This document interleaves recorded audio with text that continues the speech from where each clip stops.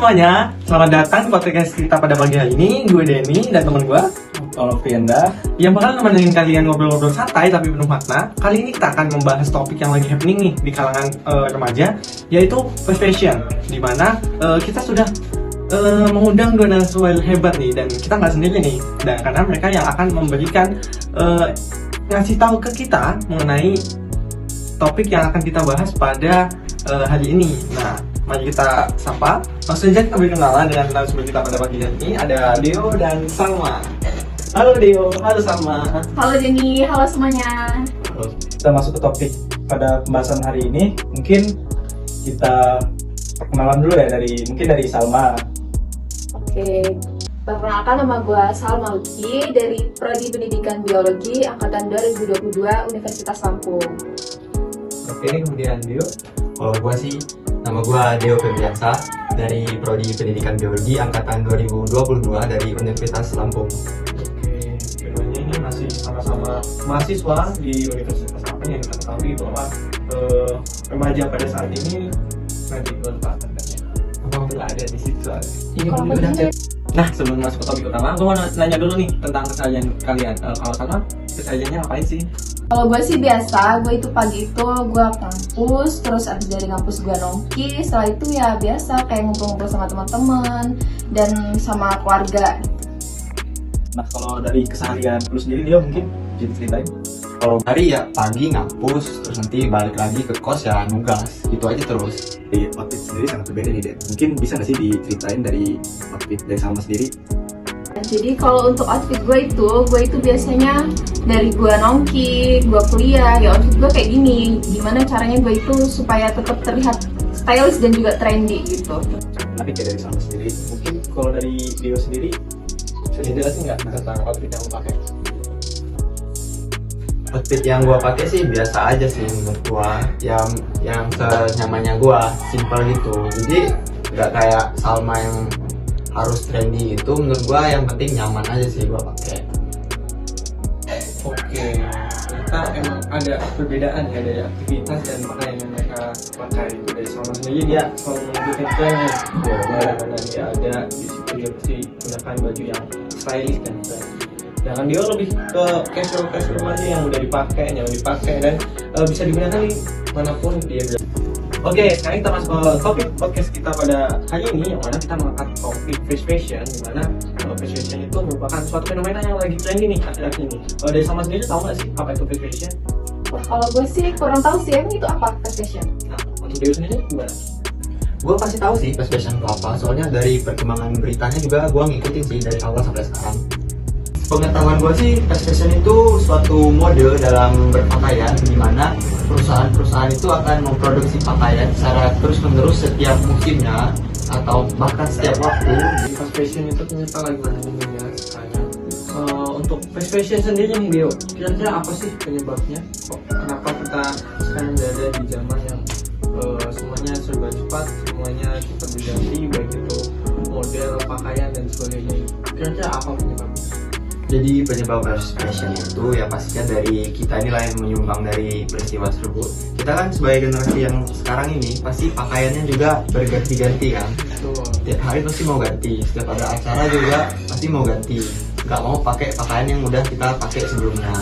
Itu juga menyumbang adanya peristiwa fast fashion ini, dimana nanti kita akan cenderung terus membeli pakaian-pakaian yang akan kita pakai. Seperti itu sih. Jadi intinya sih ya pasti kita penyumbang utama dari adanya fast fashion ini, karena siapa lagi yang mau beli kalau bukan kita sendiri. Itu sih. Wah, menarik banget nih ya Bang. Menurut Salma nih, kira-kira Salma nih termasuk gak sih ke dalam golongan-golongan orang yang menjalankan fast fashion gitu? Gimana? Kalau dari gue sendiri ya seperti yang gue jelasin di pertama tadi, gimana kalau gue itu orangnya selalu mengikuti tren gitu ya. Jadi keseharian gue itu selalu bergonta-ganti baju gitu, gimana pokoknya gue harus mengikuti tren gitu deh. Pokoknya gue pengen tetap stylish gitu dan mengikuti tren gitu. Nah, dan yang dijelasin sama tuh ya, kan dia mengikuti ini dia sebagai sumber atau salah satu penyebab gitu, makanya fast fashion yang mungkin berdampak gitu ya bagi lingkungan sekitar gitu. Nah, untuk dampaknya sendiri nih, kira-kira apa sih dampaknya fast fashion ini terhadap lingkungan kita gitu? Fast fashion ini pasti ada dampaknya ya bagi lingkungan dan juga bagi kita sendiri sebagai manusia. Nah, dampak bagi lingkungan itu yang pertama itu merusak lingkungan sekitar yang ada di perusahaan pembuat. Dampak bagi perusahaan di lingkungan tersebut. Misal nih, kalau ada satu perusahaan yang terus membuat pakaiannya, kalau dianalogikan saja ya, kalau misalnya kita membuat pakaian pasti kan bahan bakunya kan yang diperlukan banyak juga kan. Contohnya bahan baku pewarnanya. Pewarnanya juga kan pasti perlu air, nggak mungkin cuma bubuk pewarna terus dikasih sama pakaian langsung nyatu warnanya, pasti perlu air kan. Nah, air yang diperlukan untuk membuat pakaian itu sangat besar sekali. Air yang dipakai sehari-hari oleh kita manusia malah dipakai oleh perusahaan secara berlebihan, dan itu merupakan menurut saya tidak berguna sama sekali. Air yang dipakai sehari-hari oleh manusia yang seharusnya berguna bagi kegiatan sehari-hari malah dipakai secara berlebihan oleh perusahaan, dan itu dampaknya bagi lingkungan itu adalah ketika air tersebut bersih dan tercampur dengan bahan baku tekstil seperti pewarna, itu kan nanti nggak bisa lagi dipakai oleh manusia, nggak bisa lagi dikonsumsi. Bukan hanya dikonsumsi, dipakai istilahnya mandi saja pun nggak layak lagi kan. Masa kita mau mandi pakai air warna-warni? Nah, selain juga dampaknya bagi lingkungan, ya pasti dampaknya bagi diri kita sendiri. Misalnya nih, teman kita Salma. Teman kita Salma ini kan selalu beli bajunya terus-menerus kan. Ke mall juga pasti mahal. Nah, itu kan pasti mengeluarkan duit yang berlebihan, uang yang berlebihan. Uang yang berlebihan ini kan lebih baiknya itu dipakai untuk keperluan yang lebih utama. Berpakaian ini kan menurut saya juga bukan keperluan utama, karena keperluan utama kita ya pasti makan, minum, bukan berpakaian. Seperti itu. Did you know it can take nearly 2,400 gallons of water to make a single pair of jeans? You see, how we make and buy clothes is hurting the planet. But here's a potential solution. The fashion industry is one of the most pollutive in the world, accounting for an estimated 10% of global greenhouse gas emissions. And as climate change intensifies, experts say it is critical to rethink how we produce clothing. Traditional manufacturing is already harmful to the environment, and after consumers throw away products, they end up in landfills. So one solution is to keep them in use longer. Companies are doing this now by accepting customers' used clothes for store credit, allowing new customers to then buy these used goods at a discount. According to ThreadUp's 2021 resale report, the value of the secondhand market is projected to double in the next 5 years to $77 billion.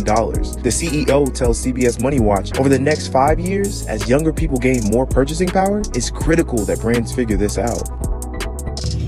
Nah, menurut lo ada nggak sih solusi dari dampaknya tadi itu? Jadi kapsul wardrobe itu merupakan kayak kumpulan pakaian yang dimana kalau bisa kita amati, kita lihat nih, itu bajunya warnanya tuh warna kalem. Misalnya baju yang gue pakai ini, pinknya bukan pink yang kontras yang sering kita lihat, yang pinknya ngejreng, tapi pinknya yang kalem. Terus bisa juga warna abu-abu, putih atau ini yang hitam, tapi warnanya yang bukan cara berpakaiannya. Selain warnanya juga itu ada modelnya. Jadi modelnya itu minimalis. Contohnya baju polo misalnya ya, kemeja polo. Nah, itu kan minimalis tuh, cuman kayak kemeja biasa. Nah, selain kemeja juga celananya. Jadi model minimalis itu nggak banyak motif-motifnya. Kayak Prince Salma ini kan banyak bener kan, kayak ada motif-motifnya kan. Nah, itu nggak termasuk dalam kapsul wardrobe. Nah, selain dari motifnya, itu juga kapsul wardrobe ini bisa dikatakan jangka waktu pemakaiannya itu lama. Nggak cuma kalau baju Salma ini kan ngikutin tren kan, jadi cuma sebatas waktunya tren saja, tapi nanti untuk tren selanjutnya itu pasti berubah-ubah pakaiannya. Nah, kalau kapsul wardrobe itu mau di tren apapun itu, asalkan bajunya masih layak dipakai dalam artian tidak rusak, itu masih bisa dipakai dalam keadaan sehari-hari, mau dari formal maupun ya kayak dipakai ngampus, atau juga di kos juga bisa sih dipakai. Nah, Jadi kita dapat mengikuti menggunakan model kapsul wardrobe ini untuk mengurangi fast fashion yang tadi dipaparkan banyak sekali dampak buruknya, untuk baik untuk lingkungan maupun untuk kita sendiri. Nah, untuk itu gimana sama pendapat kamu mengenai solusi yang ditawarkan oleh Deo?